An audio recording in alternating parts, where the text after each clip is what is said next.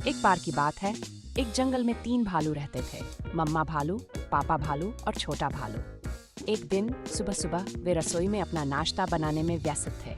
जब नाश्ता तैयार हुआ तो उन्होंने देखा कि बहुत गर्मी थी, इसलिए वे ठंडक पाने के लिए जंगल में टहलने चले गए। जब वे गए तो गोल्डीलॉक्स नाम की एक छोटी लड़की जंगल में घूम रही थी। उसने उनकी झोपड़ी देखी।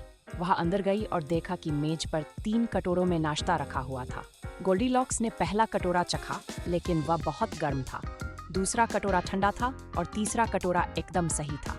उसने तीसरा कटोरा खा लिया। फिर वह थक गई और सोफे पर बैठ गई। पहला सोफा बहुत सख्त था, दूसरा बहुत नरम था और तीसरा एकदम सही था। लेकिन जब वह उस पर बैठी तो वह टूट गया। थक जाने के बाद गोल्डीलॉक्स ने जल्दी से एक निर्णय लिया। वह गई और तीनों बिस्तरों को देखा। पहला बिस्तर बहुत सख्त था, दूसरा बहुत नरम था और तीसरा एकदम सही था। वह तीसरे बिस्तर पर सो गई। थोड़ी देर बाद किशोर भालू वापस आ गए। उन्होंने देखा कि किसी ने उनका नाश्ता खा लिया था। उनकी कुर्सी टूटी हुई थी और कोई उनके बेडरूम में था। जब उन्होंने गोल्डीलॉक्स को देखा तो वे चिल्लाने लगे। गोल्डीलॉक्स जाग गया और डर के मारे भाग गया।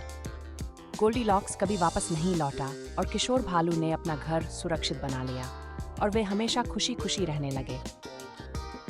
यह कहानी बच्चों को सिखाती है कि उन्हें बिना अनुमति के किसी के घर में प्रवेश नहीं करना चाहिए। गोल्डीलॉक्स ने गलती की, लेकिन उसने सबक सीखा और किशोर भालू ने अपने घर की रक्षा की।